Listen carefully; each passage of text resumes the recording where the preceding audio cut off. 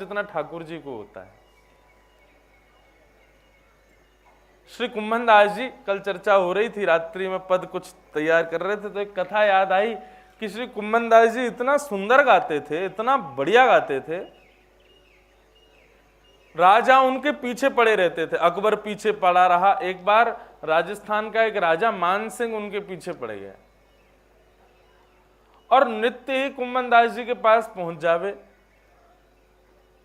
कभी कुंभन दास जी का स्वर सुनने में उसकी आसक्ति, कभी कुंभन दास जी से कुछ पद सुनाओ महाराज, ऐसा आसक्ति।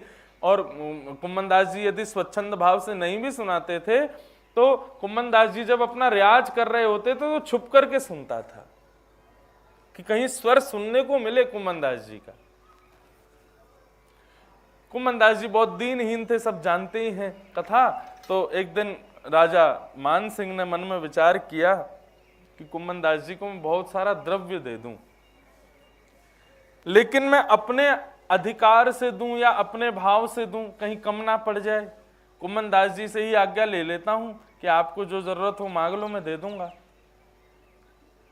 तो ठाकुर जी गोद में बैठे थे कुंभन दास जी के, में इतने में राजा मान सिंह आ गया और जैसे ही कोई आता था ना तो कुंभन दास जी के संग क्रीड़ा कर रहे ठाकुर जी उठ के भाग जाते थे। बंधुओं, द्वापर युग में श्री महाप्रभु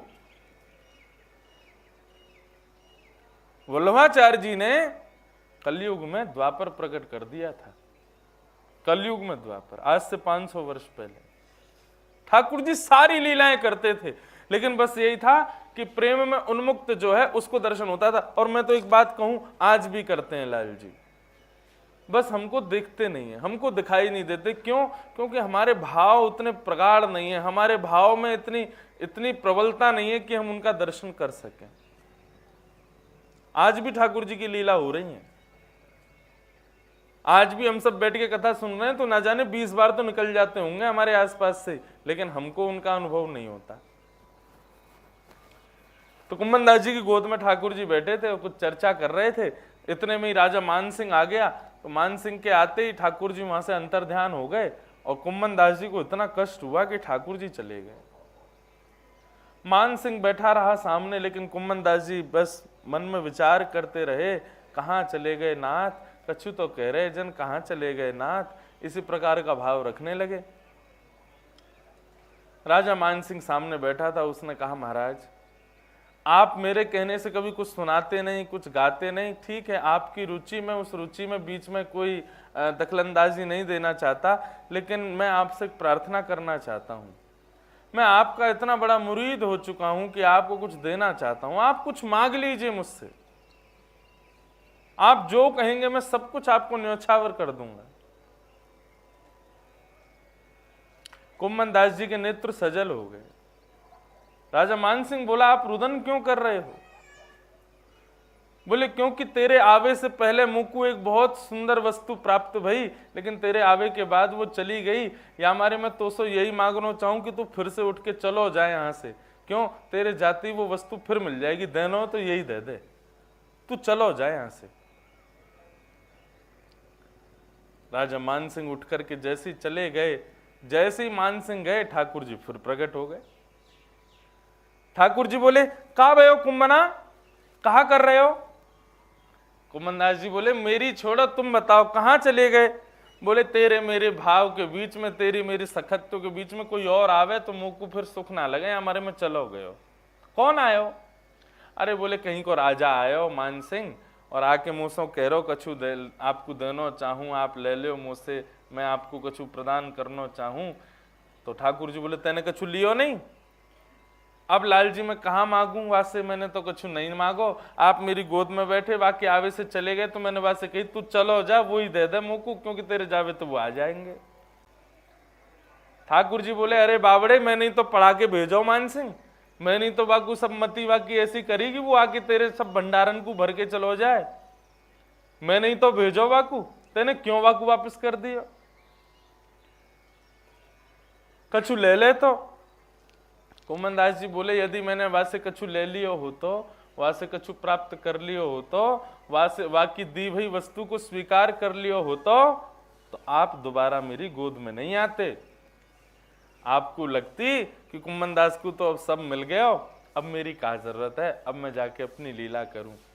आप दोबारा मेरे पास यही मारे आए क्योंकि वाकई दई भई वस्तु मैंने स्वीकार नहीं की, वाकई दई भई वस्तु को मैंने अंगीकार नहीं किया, आप इसीलिए मेरे पास वापस आए।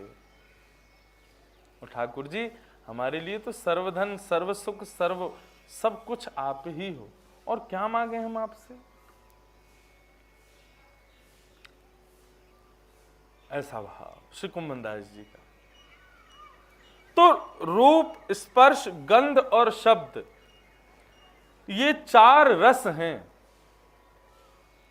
और इन 4 रसों की प्राप्ति के लिए ही संसार में हम सब लोग भाग रहे हैं। किसी को रूप चाहिए, किसी को रस चाहिए, किसी को स्वर चाहिए, किसी को शब्द चाहिए, किसी को स्पर्श चाहिए, हमको यही चाहिए, और इसी की भागदौड़ में हम सब लोग लगे हैं।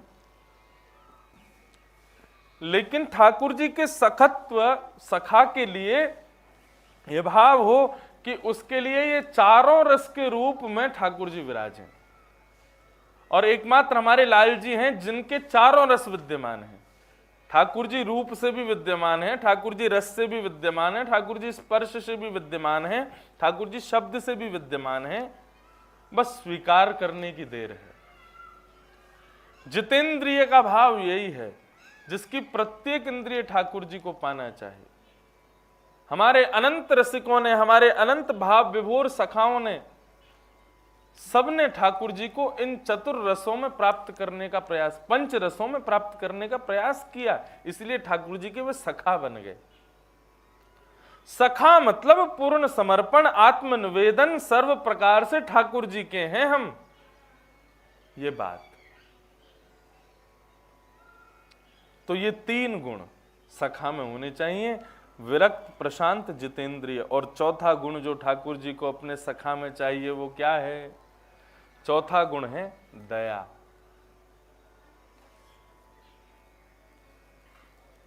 सबके श्रुहृदः सर्वदेही नाम कारुणिका, सब पर दया करे, सब पर करुणा करे, सबके प्रति प्रिय भाव रखे, ऐसा हृदय वाला ठाकुर जी कहते हैं वो मेरा सखा है। ऐसे हृदय से जो युक्त है ठाकुर जी उसको अपना सखत्व प्रदान करते हैं, जो सबके प्रति दया भाव रखे। और इसमें तो नामदेव जी से ऊंचा तो कोई और नाम याद आता ही नहीं। कैसी दया उनके भीतर, जो कुकर के पीछे घी का डिब्बा लेके भाग रहे हैं कि अरे विठलनाथ सूखी रोटी मत खाइयो, नेक रुक जा, नेक मुझको घी तो चुपड़न दे। रोटी बना रहे थे, इतने में ही कुत्ता लेके भाग गया, तो पीछे भागे उसके। हम लोग होते तो डंडा लेके भागते, लेकिन श्री नामदेव जी उसके पीछे घी का डिब्बा लेके भाग रहे हैं। अरे विठलनाथ सूखी रोटी मत खाइयो, अरे विठलनाथ तुम्हारे मुखमंडल में आनंद नहीं आवेगो, गले में इर्ज जावेगी सूखी रोटी, ने घी तो लगान दो। घी का डिब्बा लेके कुत्ते के पीछे भागे तो कुकर में से श्री पंडरीनाथ भगवान प्रकट हो गए। पंडरीनाथ भगवान बोले आपने हमको यहां भी पहचान लिया? तो बोले आप नहीं हो कुकर में, सर्व जगह हो आप। सब पर दया करे, और इस भाव से करे कि सब घट में ठाकुर जी हैं। हम लोग सुबह स्नान करने के बाद में अपने स्नानीय वस्त्रों को भी यदि ऐसे ही पैर से उठा के फेंक देते हैं, या जिससे अंग का प्रक्षालन किया, जिससे अंग को पहुंचा, उसको भी यथावता कहीं फेंक देते हैं ना, तो वहां पर भी दया लेश हो जाती है। उस पर भी दया का भाव रखो, सदा दया में रहो, सब पर दया करो, ऐसा दयावंत बन के रहो कि ठाकुर जी को तुम प्रिय हो। क्योंकि श्रीमद् भागवत में भगवान ने अपना नाम द्रौपदी को दिया केवल एक भाव की वजह से, क्योंकि द्रौपदी के भीतर दया है। ये भी भगवान की सखी है। ये दया का गुण जो मैंने निकाला, ये द्रौपदी के प्रसंग से ही निकाला कि ठाकुर जी को अपने सखा में दया का भाव चाहिए, इसलिए ये चतुर्थ भाव में दया लेकर के आए।